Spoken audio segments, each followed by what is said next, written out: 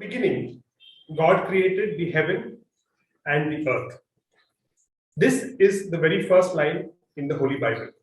And when I was practicing my speech and my mother heard this, she was delighted.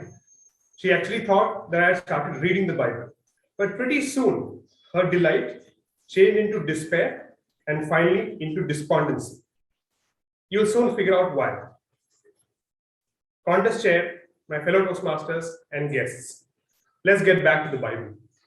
As for the Bible, God created the entire earth and everything in 6 days, and it is said that on the seventh day, he rested. Fast forward thousands of years, now we create our IT softwares and services in 5 days and then rest for 2 days. Mind you, this may not be applicable to all TCSers. Anyway, I don't believe that God actually rested on the seventh day. He's God, right? He doesn't need to rest. What I think is that on the seventh day, God created matches. And I'm not talking about the matches that you find inside a small little box, the flammable ones. I'm talking about the matches which you find printed on wedding cards. And like the ones in the box, which can light a lamp, the ones that are truly created in heaven can light an entire neighborhood. And you know, like how the ones in the box will go damp and lose their spark over time, the ones that are created by God do the opposite. As they mature, their intensity increases. It is like an opera singer who starts low, then warms up, slightly increases her volume, her pace, and she reaches window-shattering levels.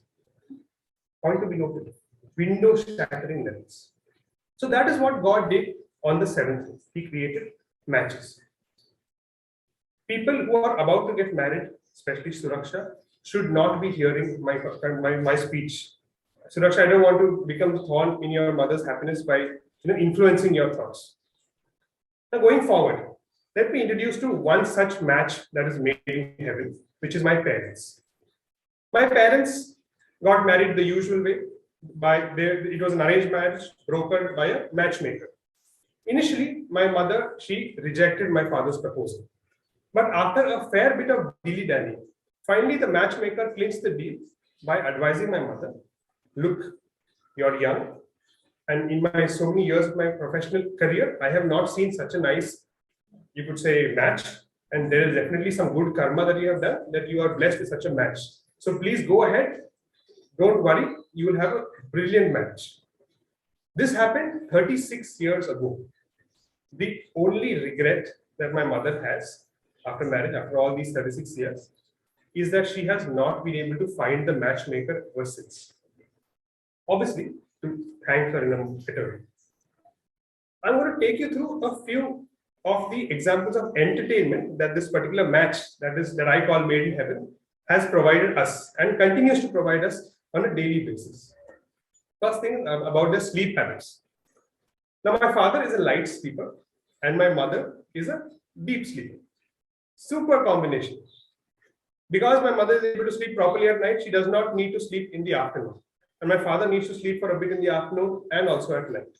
And like the Puneri shopkeepers who keep their shops closed between 1 to 4 to enjoy their lunch and sleep, he really treasures his afternoon sleep.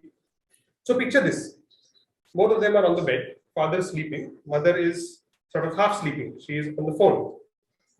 And then everything is fine until mom opens that one particular WhatsApp video from the family group, which has this uncontrollable and loud maniacal laughter towards the end. The kind that you see in these stupid TikTok videos. And that is where my father will wake up. And then us, me and my sister or my wife who are sleeping in the other room, will then hear the commotion. You don't allow me to sleep properly. I wake up in the morning at 4 to do all the household work. You guys don't allow me to sleep. What is this? Blah, blah, blah, blah, blah, blah. So that is our routine afternoon, you could say, nap time. The second one is going about the gardening hobbies. Now, both of them are retired, so they have nothing to do other than watching TV and doing gardening. Both of them pride themselves from having been coming from the agricultural background. Now, my mother is the slightly better one when it comes to gardening. She is much more intuitive, and then she makes use of YouTube and Google to sort of fine-tune her knowledge. My father is still stuck to the age-old practices. So one such practice is giving fertilizer to the plant. My father will come and ask my mother, that particular plant looks withering. I should put some fertilizer. Mom is like, the only thing the plant needs is some sunlight, nothing else. Don't put fertilizer. Father will not listen. He will put fertilizer. And he has a loose hand with such things, like your friendly neighborhood chat wala, who when you ask him to put some masala, he's very generous with the masala. So he's generous with the fertilizer.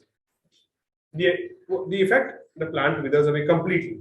And then we have enough material to last for a complete week after that. Another one is my mother's ability to, or the habit to go and trim plants. So any plant that is not growing properly, she'll go trim. And my father will be wild. You're sabotaging my gardening. I will completely give up gardening. I will throw all the plants. What is this that you're doing? The next one, and the most interesting one, is their driving. So I'll call my father and mother as the perfect driving couple, or like a rally driving couple. Father is the driver, mother is the co-driver. So she's supposed to look out for anything and everything that can cause an accident. So one time they were going to my grandparents' house and they had to turn left. So my father gave the indicator and he also did the check, the mandatory check. Do you guys know what the mandatory check is? All the women who are drivers would know. So when you're driving, the mandatory check is looking to the direction where you're going to go, like this. In some parts of Pune, this itself is considered as the indicator. So he did this. Even after that, when he turned, a two-wheeler fellow came and brushed against him. And then immediately they started fighting. You didn't see me, you didn't see this, you're supposed to see this, you're the driver. No, I can't see here, you're supposed to see this. Hearing all of this, and all this is happening in Malayalam at a very high volume. The two-wheeler guy who had waited to claim some compensation or to argue, he thought that he's not the one who's come worse off the entire situation, and he went away. These are just three small examples, but I feel that the speech will not do justice to the entire experience. You have to see and hear and live it to believe it. That is why I have decided to put up my house on Airbnb so that you can come live with us and get the authentic experience of a match that is truly made in heaven. I accept payment in all modes of cash. Looking forward to host you. Contest chair. Thank you, Toastmaster Johnson.